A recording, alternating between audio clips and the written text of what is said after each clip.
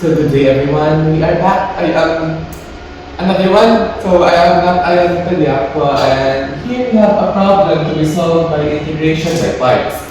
So our given is the integral of ln x raised ln x cubed with respect to x. So that is our given. Choosing the word. A given. And then B will be our what is asked yung ano niya, yung parang let's just say the original equation, OG equation. Luna lang kasi minsan putol-putol yung block namin. And then C is the formula. And then we will follow the formula of the integral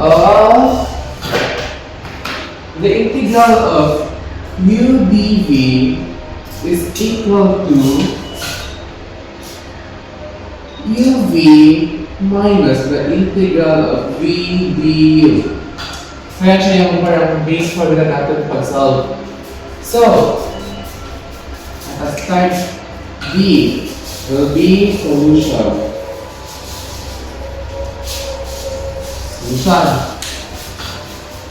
So number 1, we copy muna the main equation, which is the ln x cubed dx. Now, since we can see na similar form niya sa here sa integral of u dv, we will ano siya, let's just say na equal sila, pero hindi talaga equal, pero substitution, ganun. So, we let u become ln x raised to 3 and dv become dx. And then sa formula, we need to find v and du. So to get du, we find the derivative of x. So du is equal to, we use the chain rule, which is r prime multiplied to inner prime. So the outer prime is, let's just put this as y.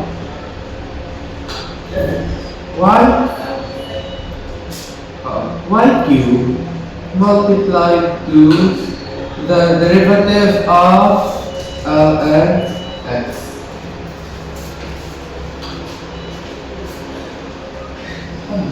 Yes, ln x. So the derivative will be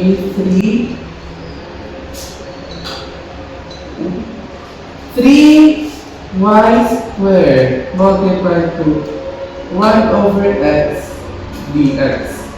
Or in other words, y is equal to ln x. So in other words, it would be 3 ln x squared multiplied to 1 over x dx.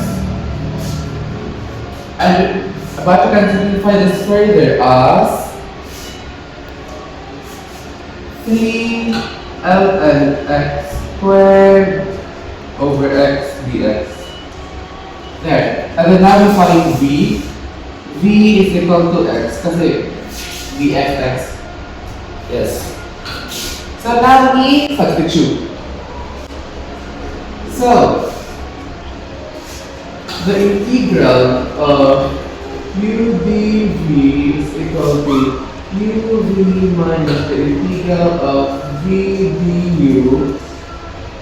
So the integral of ln x cubed dx is equal to, so we have u here, ln x cubed dx. No, ln x cubed down here. So that should be ln x cubed. ln x cubed multiplied by v, which is x minus the integral of v x du. 3 ln x squared over x dx. We have this. But we can further simplify this into, firstly, we can rearrange this as x ln x cubed minus so this would be integral of 3 integral of ln x squared dx, because x multiplied to 3 here will be 3x, pero ano siya, makancel natin yung x sa baba, so we are left with this, the integral. And then, since may integral naman tayo, here, and then hinahanap lang natin is yung original equation, or yung basta yung original equation nito, bago siya dinerive, yung equation niya bago siya dinerive. So we integrate this further. We follow the same steps of substituting it into here and into here to this one. So integral of ln x squared dx will let you be ln x squared dv is equal to dx. dv is of dx and then du. So, ito pa rin, inner outer pa rin tayo. So, this would become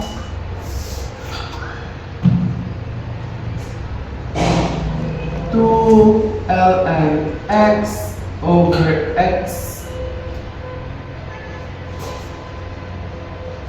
dx. And v is equal to x. So we substitute it again to the original equation, to the formula rather, na u dv is equal to uv minus integral of v du. So the integral of ln x squared dx is equal to u. So ln x squared multiplied to v, x minus the integral of v, x multiplied to 2 ln x over x dx. And kung makancel out natin si x, so we are left with x ln of x squared minus to the integral of ln x dx. Yes. And na-integrate naman tayo, we integrate it further pa. Yes. So this part here. So number 3.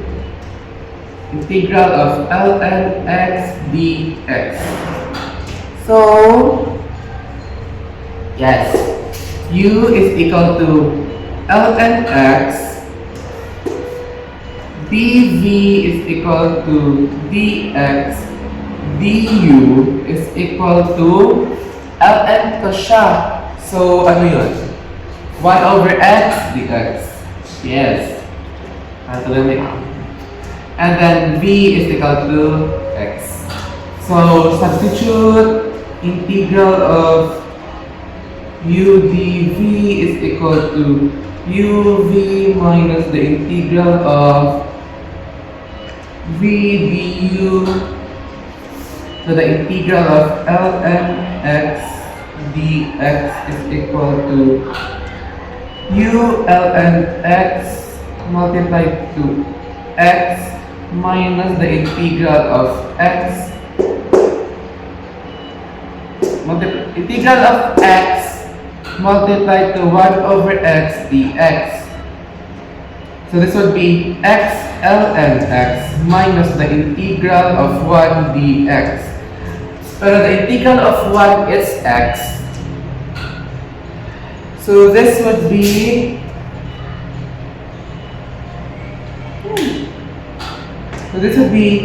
x ln of x minus x. So since wala namang integral sign, tapos na tayo sa pag-integrate. Pero hindi pa tayo tapos sa pag-solve. Kasi as you can see here, we have the equals dito. Ito siya, ito siya, ito siya. Ma-equivalent ka na yun. So ito siya, equivalent dito. So we substitute it to the top. Okay, so here tayo. 4. So the original equation, which is the integral of ln x cubed dx is equal to, here the first one, x ln x cubed minus 3. And as you can see, integrated siya. So that would be equal to this one.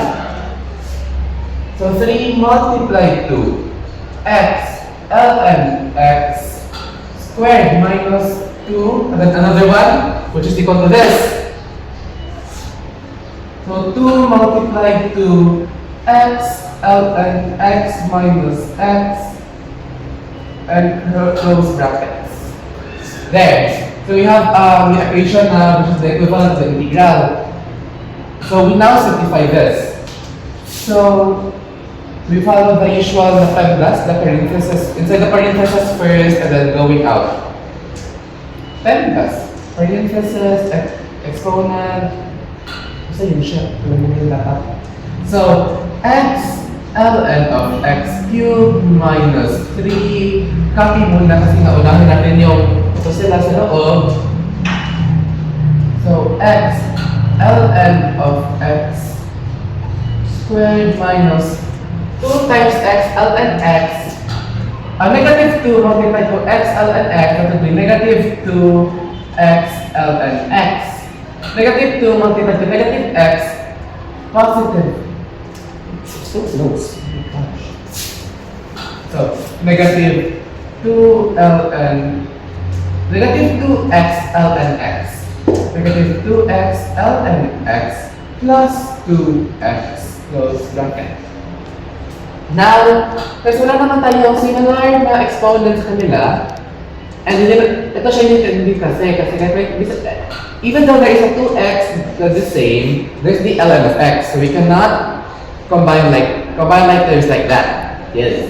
So, since wala namang like terms, we now simplify further by distributing negative 3 to the equation inside the brackets. So, x ln x cubed negative 3 times x ln x squared, that would be negative 3x ln x squared. Negative 3 multiplied to negative 2 ln x, so that would be positive 6x ln x. Negative 3 multiplied to positive 2x, that would be negative 6x. So, since wala naman tayo mag-combine like this, we now have our final answer. So, B, conclusion. The integral of ln x cubed dx is equal to x ln x cubed minus 3x ln x squared plus 6x ln x minus 6x plus c. Bawal nalimutan si c kasi siya nga yung yung doto if there is concept in the original or not. So yes, so that is Thank you.